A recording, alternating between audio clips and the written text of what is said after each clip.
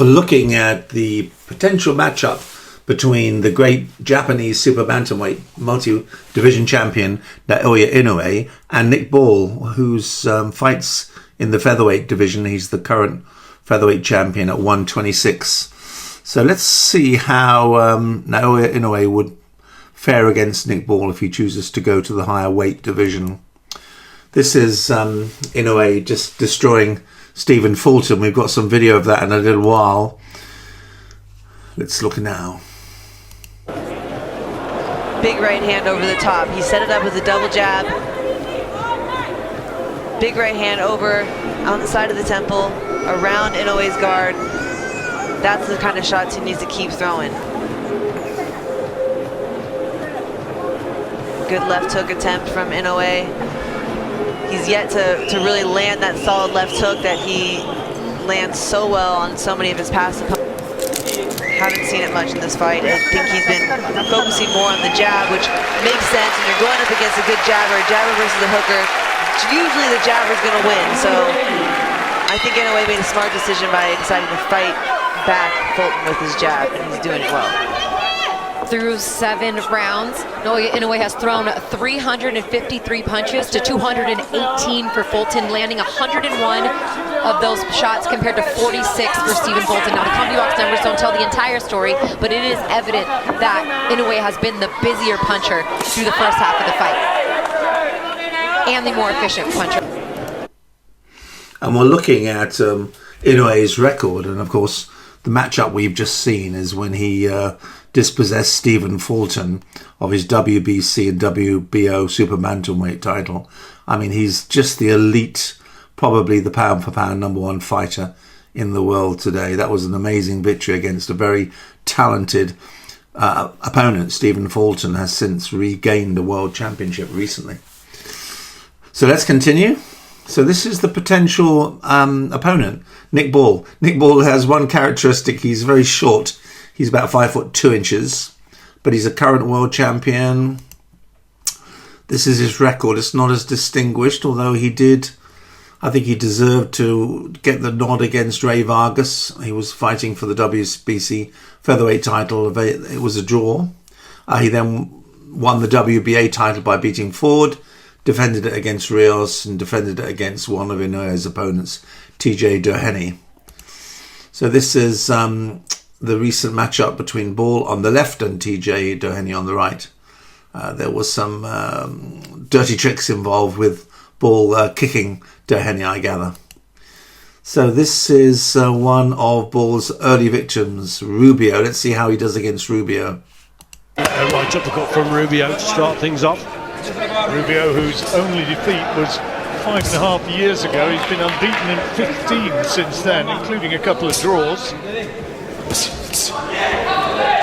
And everybody remembers the performance of Maurizio Lara.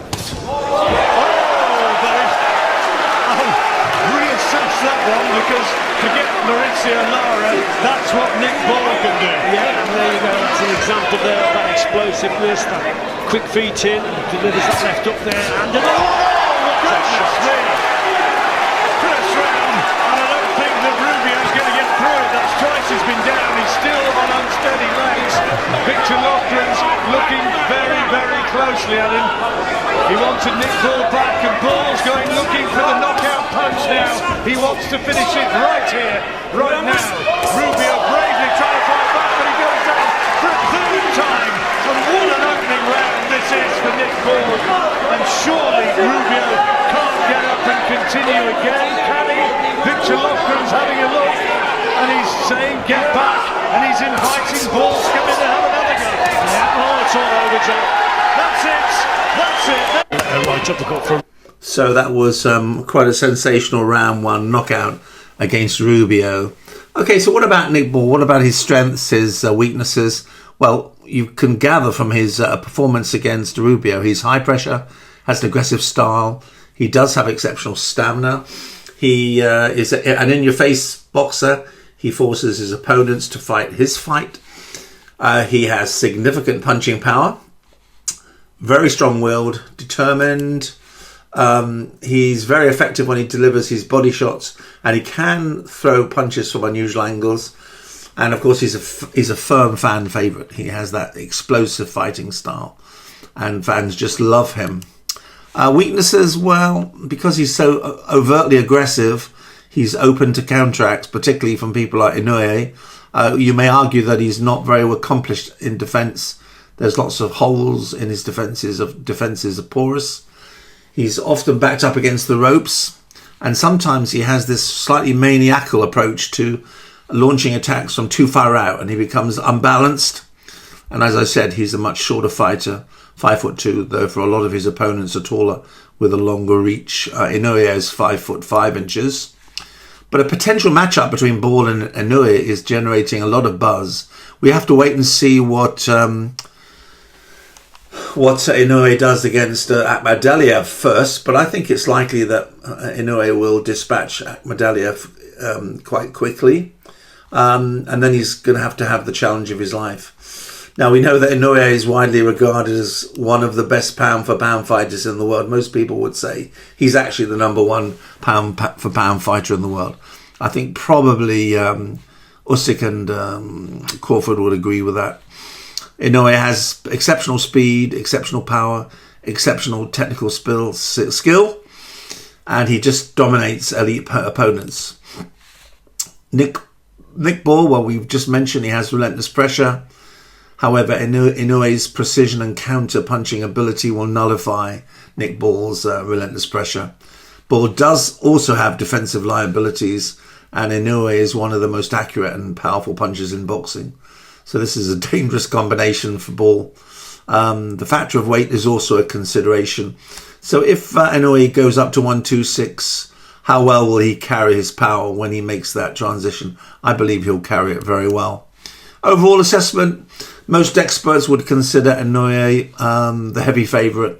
However, because of Nick Ball's fighting style and being such a great firm favourite, he'll be a dangerous opponent for Inoue, and it will be an extraordinarily exciting, high-energy affair.